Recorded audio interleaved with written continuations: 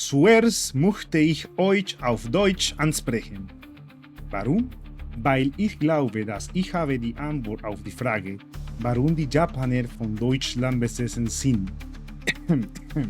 Ya dejo lo poser, tenía que practicar un poco de mi alemán, ando algo oxidado. ¿Y qué mejor oportunidad que este video donde intentaré responder a la pregunta? ¿Por qué el anime parece estar obsesionado con Alemania? ¿No lo han notado? Desde usar nombres de sustantivos en alemán para personajes, inspirarse en su cultura y arquitectura, hasta ambientarse en el propio país. ¿Por qué un país a más de 13.000 kilómetros de distancia, con unos orígenes culturales tan dispares que hasta hacía unos 500 años desconocía su existencia, encuentra gran admiración en el otro? Las respuestas van desde que es simplemente genial como suenan las cosas en alemán, hasta su enlace histórico como miembros del eje en la Segunda Guerra Mundial. Y en este video intentaré explicarlas todas. Acompáñenme entonces en este viaje donde descubriremos la obsesión japonesa por Alemania, cómo acontecimientos históricos pusieron a estos dos países del mismo lado, e inesperadamente terminaron inspirando a todo un género, a pesar de estar tan alejados el uno del otro. Médicos que persiguen a asesinos seriales, robots que persiguen otros robots asesinos seriales, pueblos subyugados con poderes mágicos capaces de acabar el mundo, personajes con nombres que suenan cool y definen sus personalidades, waifus y tanques Panzer. ¿Qué? Sí, todo esto repasado en detalle en los siguientes minutos. Si esto te interesa, este es tu lugar, te aseguro que te va a encantar. Bienvenidos sean todos a Fantasía Visceral, en esta ocasión, desentrañando al anime.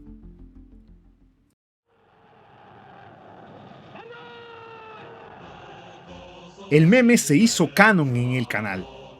Los asesores de relaciones públicas de Japón en los últimos 80 años se merecen un Nobel o algo parecido.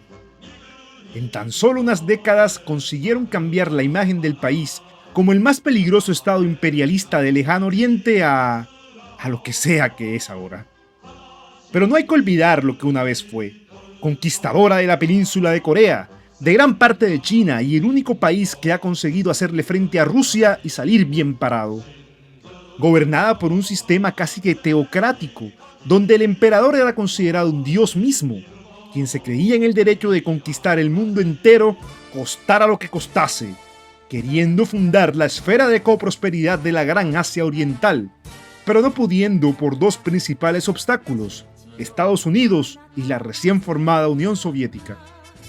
Ya en 1936, Alemania y Japón habían firmado el denominado Pacto Antikomintern, el Pacto Anticomunismo, el cual, como su nombre lo indica, buscaba aislar a la Unión Soviética tanto en Europa Oriental como en Asia Occidental.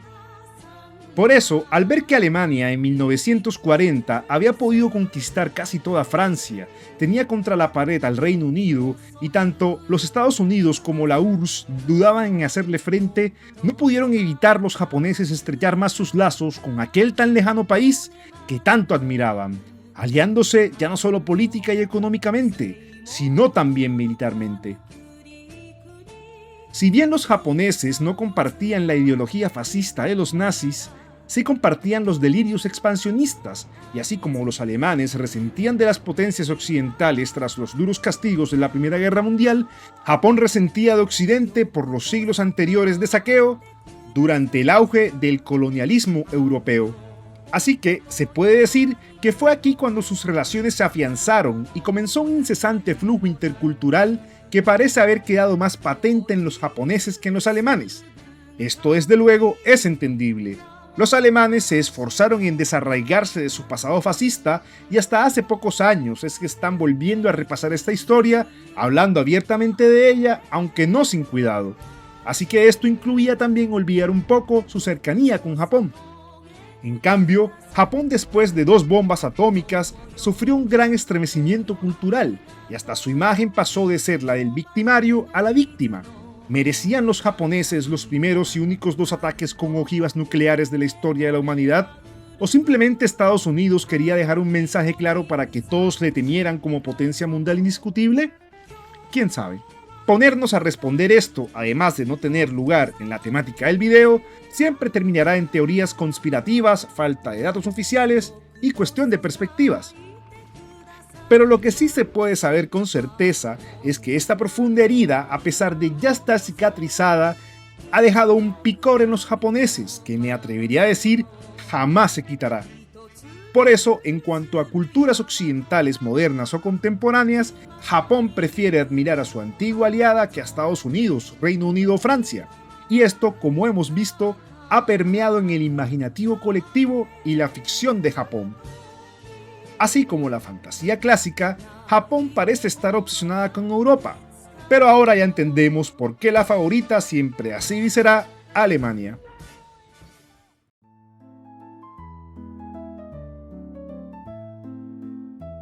El anime más representativo, especialmente en América Latina, es el de los cuentos de los hermanos Grimm en 1987, el cuento de hadas por excelencia de Europa, hecho sí por dos alemanes. El folclore teutón en su máxima expresión. Yo creo que, aunque no lo supiéramos, nuestro primer encuentro con el anime en esta región del mundo fue con esta adaptación, contrastando con lo que estábamos acostumbrados de la idealización europea de Disney. Este anime no tiene miedo de mostrarse crudo y satírico al tiempo, de revelar la verdadera naturaleza morbosa y egoísta del ser humano. Todo esto bajo un manejo tan magistral que era apto tanto para niños como para adultos, pues de niños no entendíamos los mensajes tras las líneas, sino que nos divertíamos con la animación y los acontecimientos fascinantes, pero de adultos... Carajo, estoy seguro de que ahora de adultos a más de uno se nos ha erizado la piel con un episodio de este anime, no digan que no.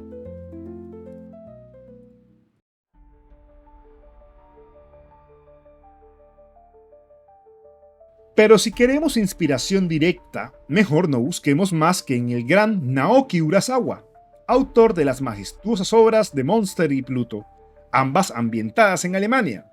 Monster en el siglo XX y Pluto en un futuro tal vez ya no tan lejano, donde vemos a la sociedad alemana como una bien estructurada, donde la calidad de vida está garantizada, los servicios básicos están cubiertos y los sueños pueden hacerse realidad.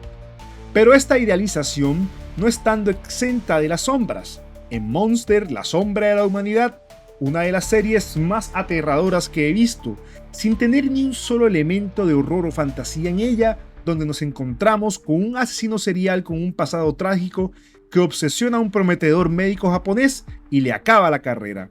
En Pluto, la sombra de la tecnología, que hace una muy buena representación del futuro de los robots y las inteligencias artificiales, dándole un enfoque interesantísimo, donde los sintéticos conviven armónicamente con los orgánicos y hasta tienen conciencia de su propia existencia e incluso tienen familias e hijos.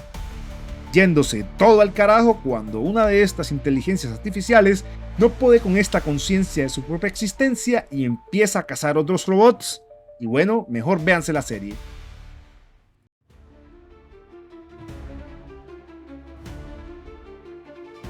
Pero tal vez los ejemplos más famosos de animes inspirados en la cultura alemana son Fullmetal Alchemist y Attack on Titan.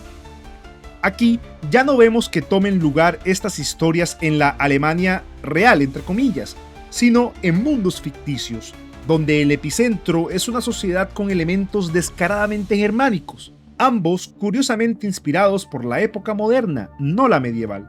En Fullmetal Alchemist, el país principal donde se desarrolla la trama, Amestris, es directamente sacado de la Alemania de principios del siglo XX, quitándole los tonos fascistas pero dejándole su organización marcadamente militar, donde los alquimistas, tal vez la versión de los científicos de la primera mitad del siglo XX, se encuentran profundamente relacionados con el gobierno y son altamente regulados por este. En Attack on Titan, una muestra más osada, ya que se inspira directamente del periodo de la Alemania nazi y el antisemitismo que llevó a la segregación de los judíos y otras etnias, pero dando un giro atrevido, los eldianos siendo claramente inspirados en los judíos, con casi las mismas vestimentas y hasta dejando los brazaletes que los identificaban, siendo segregados primero a campos de concentración y luego por el temor de su poder a una isla, presentando un universo paralelo en el cual los judíos finalmente pudieron vengarse de los nazis por todas las atrocidades. Pero dejando bien claro que victimarios son victimarios, sin importar que antes fuesen víctimas, y que la violencia engendra más violencia, siendo la solución, aunque suene ingenuo, renunciar a esta.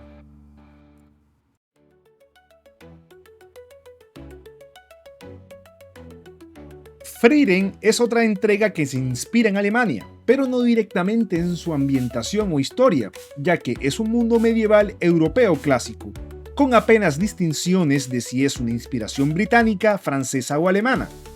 Pero lo que llama la atención es el uso de palabras en alemán, verbos y sustantivos para nombrar a sus personajes. Frieren significa congelar, fern significa lejos, stark significa fuerte, Himmel significa cielo, Heiter significa alegre, Eisen significa hierro, Denken significa pensar y Jubel significa malo. Siendo estos nombres directas descripciones de las personalidades de los personajes en cuestión, demostrando la fascinación no solo en la cultura y escenario, sino en la fonotáctica de la lengua, es decir, en cómo suena. Y carajo, sé que no pueden evitar sentir lo genial que suenan. Me imagino a la creadora de Frieren intentando buscar nombres funcionales para sus personajes, yéndose a un diccionario alemán y descubriendo que podía crear estos nombres a partir de los principales rasgos de sus personalidades, sin tantas complicaciones y que al final sonasen tan bien. Porque sí, a los japoneses les encanta cómo suena la lengua, agresiva pero al mismo tiempo poética. Cómo evoca esa sensación de fantasía nada más con escucharla, con sus tonalidades y cadencias, pareciéndose mucho, de hecho, al mismo japonés, y me atrevería a decir que hay algunos animes que suenan incluso más estremecedores en alemán que en su idioma original. Si no, miren nada más este ejemplo de la versión doblada de Berserk. Ich kann es mir einfach nicht erlauben, unter seinen Träumen begraben zu werden. Du gehörst allein mir, Guts. Das habe ich dir schon vor langer Zeit gesagt.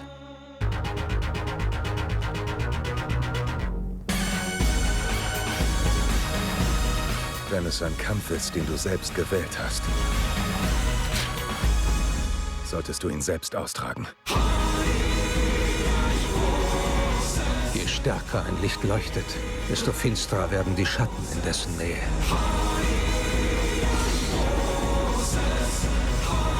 Völlig egal, was geschieht. Ich bekomme, was ich will. Die Räder des Schicksals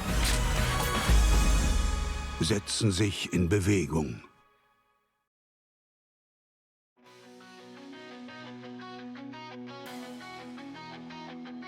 Y bueno, tenemos al final la fascinación por la disciplina militar de los japoneses y su sublimación.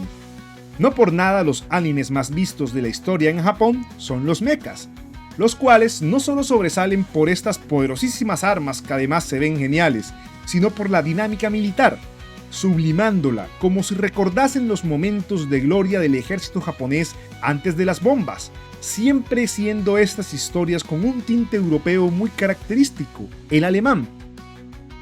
En sus uniformes, en sus rangos, en su teatralidad y su idealización, los ejércitos más poderosos del mundo que no solo una, sino dos veces pusieron al mundo en vilo. El ejército que según ellos, a pesar de no compartir los mismos ideales fascistas, consideran los japoneses que es la cúspide de las hazañas militares. Pero vemos como siempre a Japón y su máscara kawaii haciendo de las suyas, mezclando con rotundo éxito waifus con tanques, como vemos en Gears Panzer, o los videojuegos de Valkyria Chronicles, entregas que se las apañan para incluir los tropos del anime como la dinámica de la secundaria en un mundo sumergido en una cruel guerra inspirada profundamente por la Alemania nazi de la Segunda Guerra Mundial, casi rayando el absurdo, pero prosperando al cuidar su tono y conseguir el objetivo principal de hacer esas historias: divertir a la gente.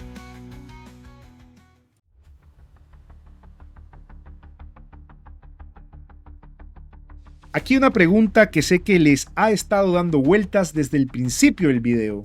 ¿Acaso está bien inspirarse en uno de los periodos más grotescos de la humanidad ¿Para crear entretenimiento? ¿Acaso no es irrespetuoso con las víctimas y sus descendientes idealizar y glorificar ciertos acontecimientos que claramente tuvieron consecuencias desastrosas? Tal vez. Pero para eso está la historia de la humanidad, no solo para consumirla y aprender de ella, sino para inspirarnos. Preguntar lo anterior sería lo mismo que preguntar si estaría correcto inspirarnos en el medio europeo para nuestras historias, donde sin duda toda suerte de atrocidades también tuvieron lugar. ¿Pero qué? ¿Solo porque esto sucedió hace más de 500 años ya deja de cobrar gravedad? Pues no. La idea es hacerlo con respeto. Y los japoneses, aunque algunos autores consiguen filtrar en sus obras ciertas ideas controvertidas, siento que lo hacen con sumo respeto, resaltando los detalles fascinantes y en ocasiones, como es el caso de Attack on Titan, dándole crédito a las víctimas, brindándoles la oportunidad de fantasear con un resultado menos trágico. Y bien, eso ha sido todo por hoy. Espero que hayan disfrutado el video y aprendido si cabe más en el proceso. Una pregunta que me carcomía durante muchos años, hasta que al fin me senté a intentar responderla. Espero que a ustedes también les haya satisfecho la explicación. Si no, comenta y dame tus contraargumentos. Discutamos en los comentarios este tan controvertido tópico, seguro nos vamos a divertir. Antes de partir, agradecimientos especiales a los miembros de Patreon y a los de la comunidad de Discord. Sin ellos nada de esto sería posible. ¿Te gustaría apoyarme más activamente? No dudes en suscribirte al Patreon. ¿No puedes o simplemente no quieres? Bueno, un simple like, comentario o suscripción me ayudarán enormemente a mejorar mi visibilidad en la plataforma y así poder seguir haciendo este contenido que tanto nos apasiona. Sin más, esto es por ustedes. Hasta la próxima. Nos vemos.